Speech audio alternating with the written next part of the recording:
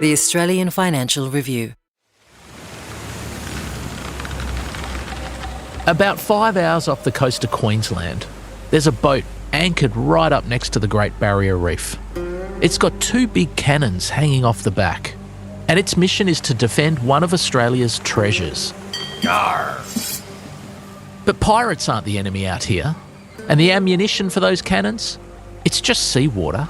We pump the seawater and we use high pressure air to atomise and blast that seawater. Sort of like a snow machine. The fans then blast that whole mixture out from these 2 cannons, and it creates quite a dramatic plume of very, very fine seawater coming out the back. That's Dr. Daniel Harrison from Southern Cross University. He's spending taxpayer dollars pumping water vapour into the sky in the hope that he can alter the clouds, create a bit of extra shade, and slow the bleaching of the reef. It's absolutely devastating. I was surprised how bad it was, actually. Well, if you think curating clouds sounds like science fiction, wait until you hear what Luke Eisman's up to in North America. Yeah, we get some hate mail occasionally, but, if you're doing something interesting, you probably should. He started releasing balloons into the stratosphere in a bid to block the sun and reverse global warming. The side effects aren't fully understood, but there's no rule to stop him doing it. I didn't ask to be born into a world with such an overcarbonated atmosphere, and I shouldn't have to ask anyone's permission to take action towards fixing it. We've all gotten used to the idea that putting less stuff up into our atmosphere is the right thing to do for the climate. But what if the answer to global warming is to shove more stuff up there? Grab your hat and your sunscreen, because today on Tech Zero, we're blocking out the sun.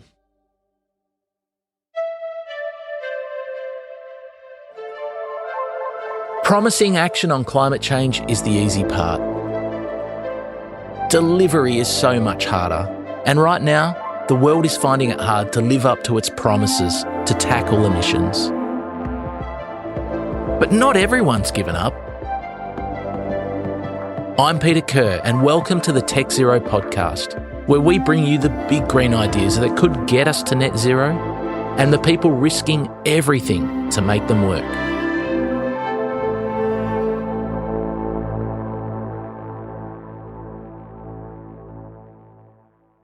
If you've booked winter holidays on Hayman Island or Hamilton Island this year, don't be too disappointed if you arrive to find a thick blanket of clouds covering this part of the Great Barrier Reef. I know you want to bask in the tropical sunshine, but trust me, those clouds are doing us all a favour. And if you don't trust me, trust Dan Harrison. He's got a PhD in biological oceanography. What we've discovered looking into this over the last few years is that clouds play a hugely important role on the reef, but it's the lack of cloud cover that means the water inside the Great Barrier Reef is actually heating right up and causing that coral bleaching. It's a little bit more complicated than that, and it depends year to year, but we've found that link. You've probably heard a lot about the bleaching of coral on the reef over the past few years. It can happen for lots of reasons. But the major reason it's happening in Queensland is because the seawater that surrounds the Great Barrier Reef is getting warmer. It's becoming too warm for the algae that live inside the coral. So the coral host then spits them out, and what's left is the white skeleton of the coral. And so that's why it's called bleaching, because they turn white. They've ejected that algae. Whether you're motivated by capitalism or conservation, most people can see merit in looking after the Great Barrier Reef. If you don't care about the biodiversity it contains, maybe you will care about the lucrative tourism industry it supports and all the jobs that come with that. In a country that's tribally divided on so many aspects of the climate debate, the reef is a rare unity ticket. That's why lots of taxpayers' dollars go towards preserving it, and some of those dollars are going towards Dan Harrison's work on altering the clouds that drift over the reef. Would you say you are making new clouds, or are you simply improving existing clouds? It's very much the latter. So we're absolutely not making clouds. What we're doing is modifying the droplets in the cloud to be a bit different. It's called marine cloud brightening. It's the idea that clouds will reflect more sunlight back into space if they contain more tiny droplets. If the clouds reflected more sunlight, our oceans and atmosphere would absorb less heat. The idea's been around for 30 odd years, and people originally were considering it as a way of cooling the whole planet down. And so we're actually looking at a very scaled down version of marine cloud brightening for the reef.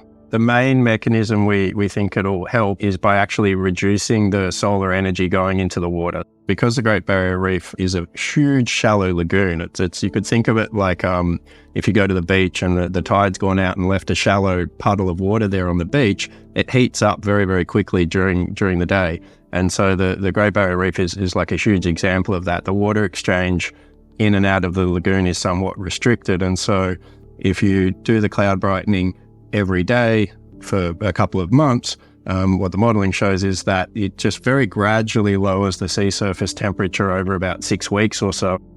Dan spent much of early 2024 living on Hamilton Island as his team conducted their 4th campaign of marine cloud brightening.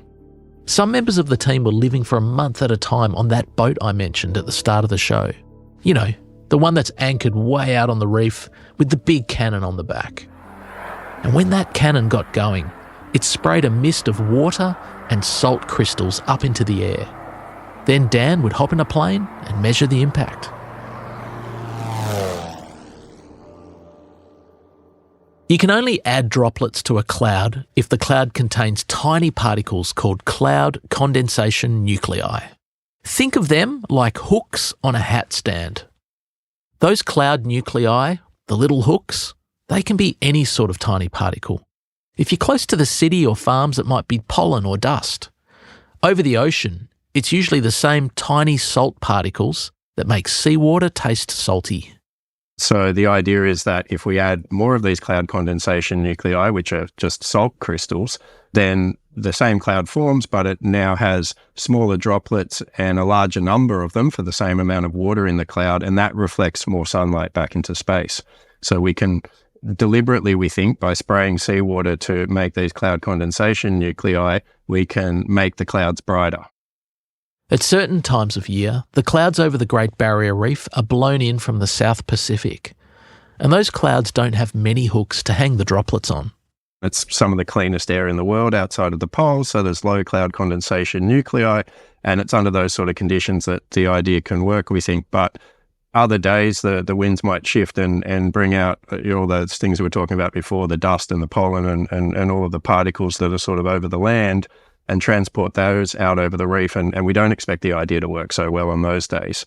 We're now at the point in our project where we're quite certain we can brighten clouds over the Great Barrier Reef. The real question is, can we brighten them enough of the time to make enough of a difference to protect the coral, and how long might that help? If I had been out there on a tourist boat nearby, would I have been able to look up and see the clouds that you created, or is it all a bit less obvious than that? It's a lot less obvious than that. It's quite a subtle change. We think that clouds might be brightened by this technique up to about 20 or 30%.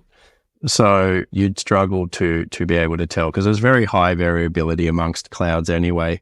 Given you are not using any extra external chemicals or anything, you're just using seawater, I imagine the risks of your project to the reef would be about potentially changing clouds in a way that makes them less productive than they are today. Is that the right way to think about the risks?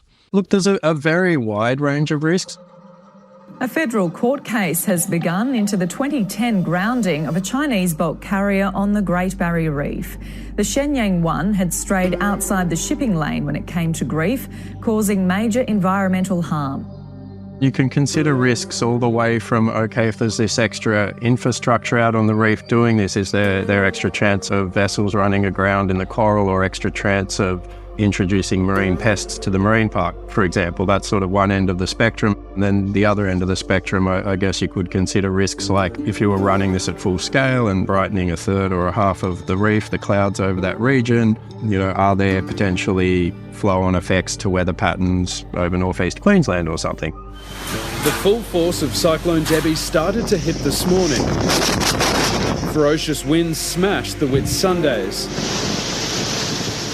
Certainly that's something that we're looking into. Actually, at the CSIRO are doing work on that at the moment with their weather models, looking at whether that could occur or not.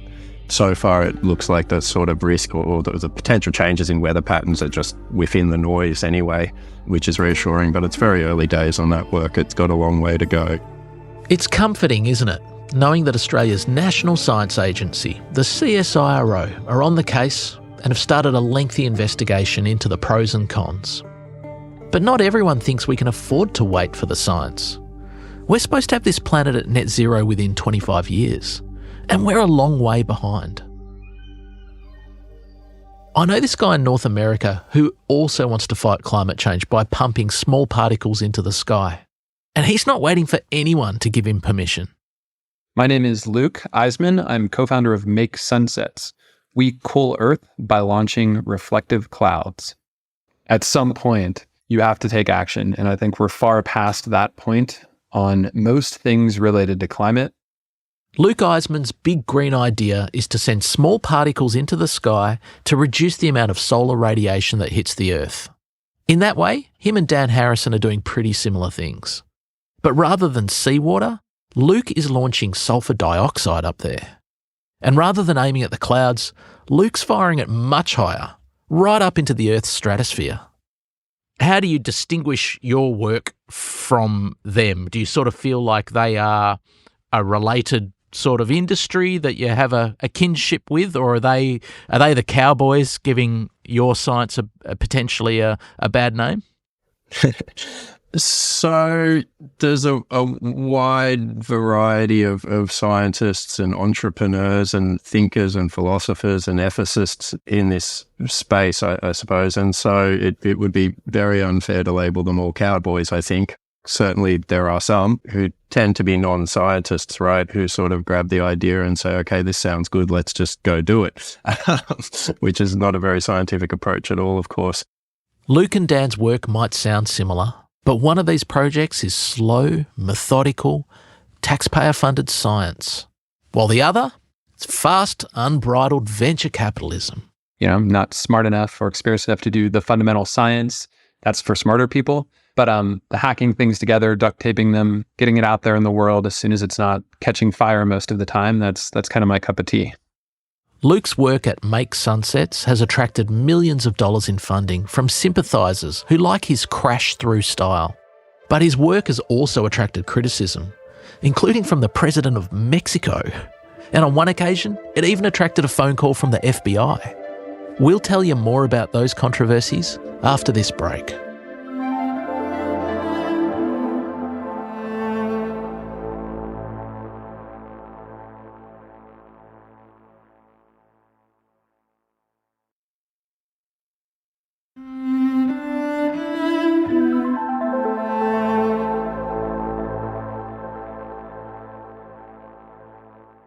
When I first heard that Luke Eisman's inspiration for Make Sunsets came from popular culture, I instantly thought of that Simpsons episode where Mr. Burns tries to block out the sun. My greatest nemesis still provides our customers with free light, heat, and energy. I call this enemy the sun. If you haven't seen it, Mr. Burns runs a nuclear power station, and he wanted it to have a monopoly on electricity supply to Springfield. Since the beginning of time, man has yearned to destroy the sun. I will do the next best thing. Block it out. Take one last look at the sun, Springfield. But it wasn't The Simpsons that inspired Luke. It was actually a book that he read while he was taking a career break.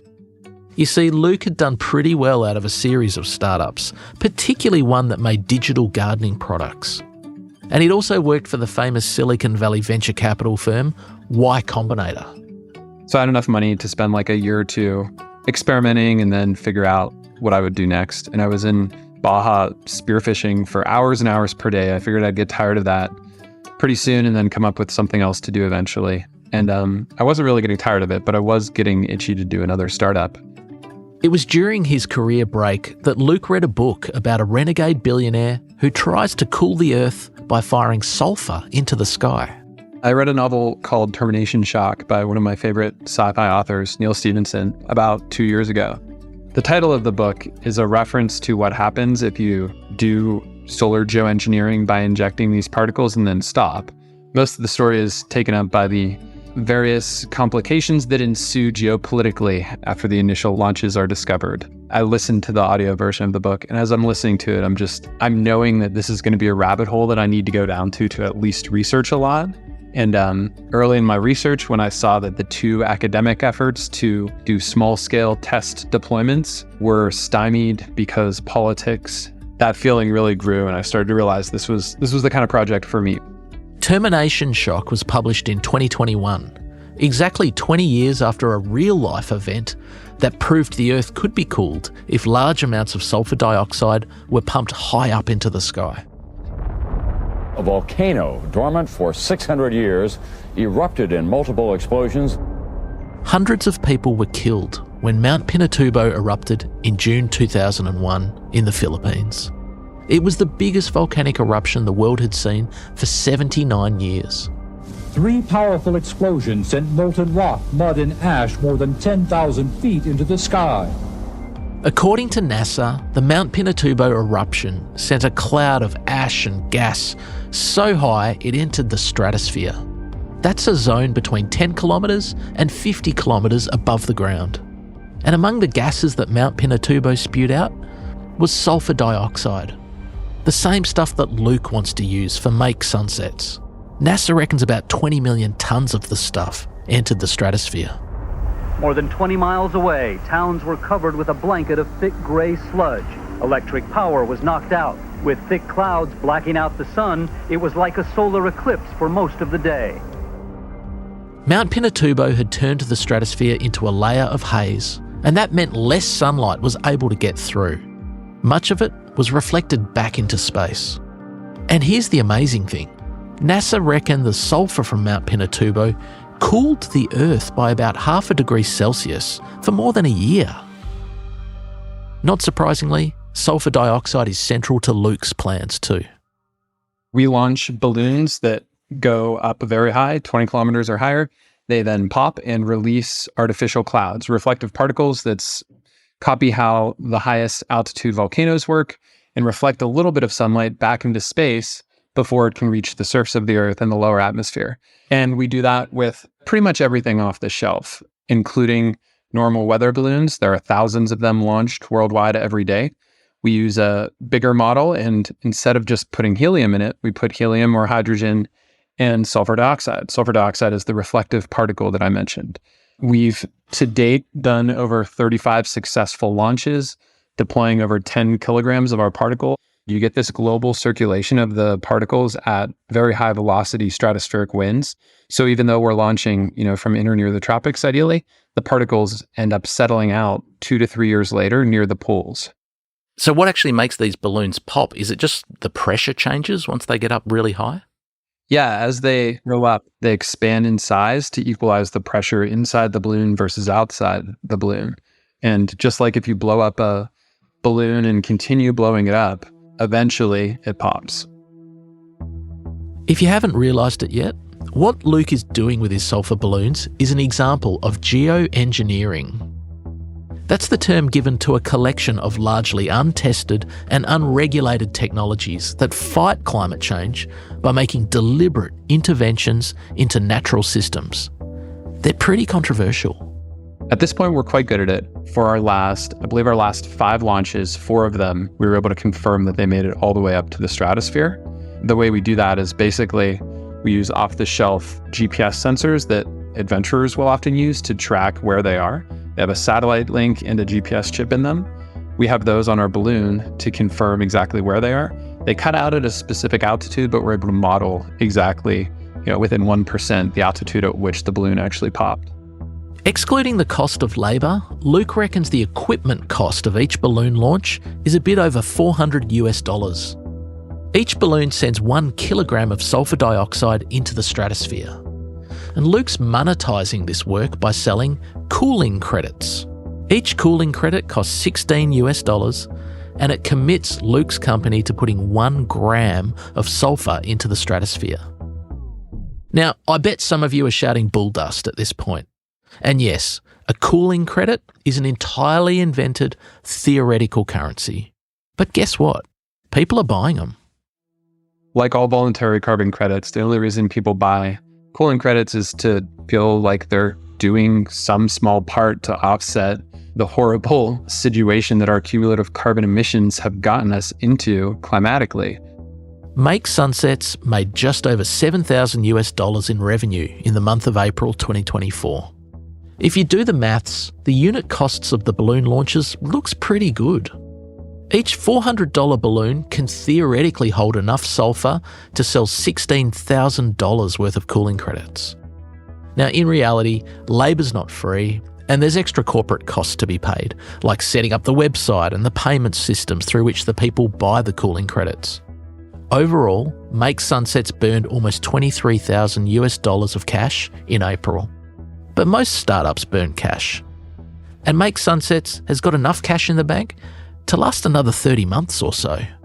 Yeah, this is a very, very speculative startup, and all of my investors understand that. It's very high risk, very low likelihood of success. But encouragingly for Make Sunsets, their balloon launches are cash flow positive. And Luke reckons that's a sign that putting sulphur into the sky could be one of the cheapest ways to fight climate change if it were ever scaled up. It is incredibly cheap. If we pull this off at scale, it'll be valuable. So we've raised about 1.2 million so far, and fingers crossed, we may hit profitability overall this year. We have some grant applications in that I'm cautiously optimistic about, and our cooling credit sales are increasing slowly but surely. But not everyone's on board. There's no shortage of critics who fear that putting sulphur in the stratosphere is a big experiment that could backfire. Has the opposition to this ever reached you personally? Like, do you get hate mail? Yeah, we get some hate mail occasionally, but, if you're doing something interesting, you probably should. The US government's Office of Science and Technology Policy published a report into the risks of solar geoengineering in June 2023. It was effectively a brainstorm of everything that might go wrong, from changed weather patterns to the effects on crops, and even significant geopolitical risks, quote unquote. But there was no hard evidence in the report to suggest those things would go wrong, only that they might go wrong. The report spent 44 pages ultimately saying that more research was required. There's plenty of research one can do in any topic, and if you ask a bunch of researchers whether they want money for research, they will of course say yes, but there's not fundamental research that needs to be done here. We need to start doing deployment at meaningful scales and learning from it. We need way more action and way less talk. We need to take ownership of the makeup of our atmosphere and the temperature of our planet. We can't abdicate this responsibility. We need to do it eventually, and frankly, the sooner we do it, the less suffering there will be in the process. Some people fear that there could be side effects from doing this, right? Like potentially like the creation of acid rain. Is that a realistic threat, or do you think that's overblown? I would defer to the scientists on it. It's far overblown. The amount of acid rain generated by releasing sulfur dioxide in the stratosphere is less than 1/10 of what happens when you release it at ground level. This is our 19th episode of Tech Zero, and while we haven't talked much about geoengineering in previous episodes, the topic has come up a lot in the interviews that we've done with the stars of those previous episodes. Take Greg Mether, for instance. He's the green hydrogen disruptor from the University of Adelaide. We profiled him back in November 2022. Greg was talking that day about ways we might get to net zero. When unprompted, he said this. The answer that I do not like is geoengineering. So, putting sulfur particles or particles up in the atmosphere or dosing the ocean with iron. You play around with large systems on a large scale and you just do not know what the outcome is going to be. And there's no control experiment. But then another brilliant Australian scientist, the Calix founder Mark Skeets, was more open to direct intervention in natural systems when he spoke to Tech Zero in June 2022. What if we're becoming too late on carbon capture? Are there processes that can save us in the last gasp? It's called geoengineering. My boss, Phil, doesn't like geoengineering. It's a step too far. But we may need to do that. Part of the reason geoengineering methods like Luke's sulphur balloons are so contentious is because they exist in a policy vacuum. And while the lack of tight regulations makes life easier in some ways, it can make it harder on other days. Like in 2022, when the Mexican government decided to make Luke a political football. We were doing these flights both in Mexico and the US. Some wealthier American NGO, it appears, pressured the Mexican government to put out a press release saying because of my company Make Sunsets, they were going to weigh the pros and cons and ban solar geoengineering. They have not, as far as I can tell, actually banned solar geoengineering. However, they have made it clear that, they want to carefully weigh the pros and cons of solar geoengineering before supporting it when a government decides that they're ready to actually do something to cool the world rather than just holding a bunch of press conferences. We'll be there. We're ready to launch and excited to scale this up to make a real, actual climate impact. There's 2 regulators in the US whose remit nudges close to solar geoengineering. Luke's team makes sure they notify the Federal Aviation Administration every time they launch a balloon, just to be sure that they don't breach a rule that's intended to monitor people who are launching hot air balloons and weather balloons. Luke's team also provide a 3-year plan to the US National Oceanic and Atmospheric Administration, just to be sure they don't breach an obscure 1970s law that's focused on farmers who were altering clouds to increase rainfall. I recall last year there was an incident where balloons were floating across North America and it created quite a stir in the US. President Joe Biden came out and I think maybe even the security services in the US might have shot one of them down out of concern that these were perhaps Chinese or North Korean spy balloons. That wasn't you, was it? Sending your sulfur dioxide up there? It wasn't me. We did get an interesting call from the FBI in this process that made us a little nervous, but they were actually just asking if we had lost a balloon in New Mexico, which I was relieved to let them know was not mine. They were just being actually this quite nice lost and found service for balloons, much to my surprise. Putting aside the ethics of altering clouds over the Great Barrier Reef or pumping sulphur into the stratosphere, there's a more pragmatic question that needs to be answered here. How realistic is it going to be to do this funky stuff at a big enough scale to actually make a difference in the world? Dr. Daniel Harrison is upfront about the fact that marine cloud brightening is more likely to be a niche player that's used in bursts over the Great Barrier Reef, rather than a wide-scale source of global cooling. In the case of the reef, we're talking about essentially a sort of an emergency response, right? It's a small regional area. You wouldn't be doing it all the time. You'd do it actually in response to a marine heat wave for a period of a couple of months while the marine heat wave lasted. We haven't figured out yet exactly how you could scale this up. We have ideas, but we're still in the very early stages. And so you could scale it up by brute force by just having 1,000 or something stations of what we're already doing, but it's probably a bit unrealistic. It would be a Herculean effort and it'd be very costly. But Luke's a bit more bullish about his balloons filled with sulphur. With expanded versions of our technology, if you put up about $20 million of sulfur in a given year, you will have a measurable impact on global climate. You will slightly cool, but measurably cool the planet for the year. I think if by the skin of our teeth we can somehow get there, then I think very quickly the global conversation will change. So some of our listeners will be listening and might feel that it sounds like science fiction, right? Like we've reached this point where we're now having to sort of try and bend natural processes to our will to save things like the reef. How do you think about that? Could you sympathise with people who might think that this is all racing a bit ahead of what they're comfortable with?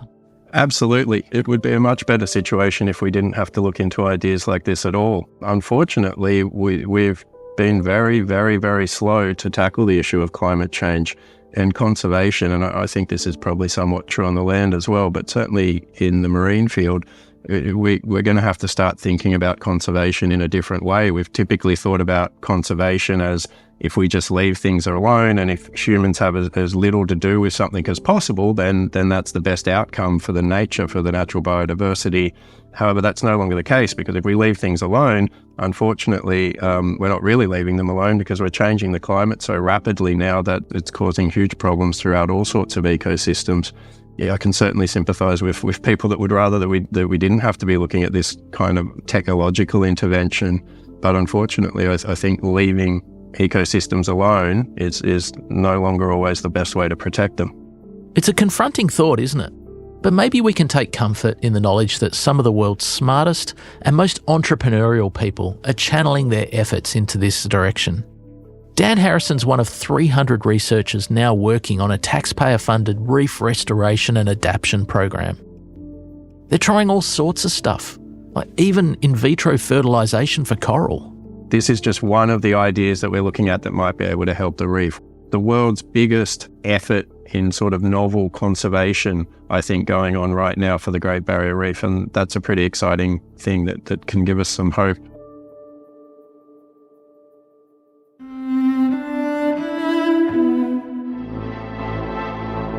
Thanks for listening to Tech Zero.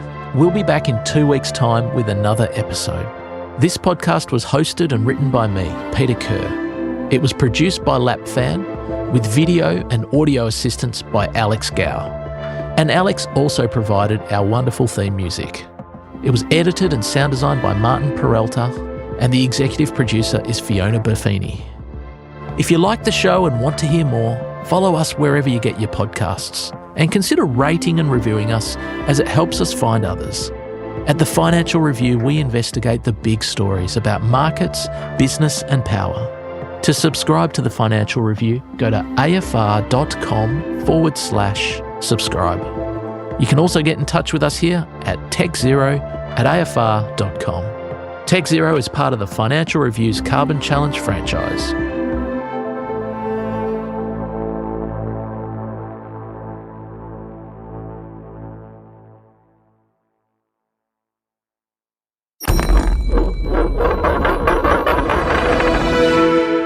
The Australian Financial Review.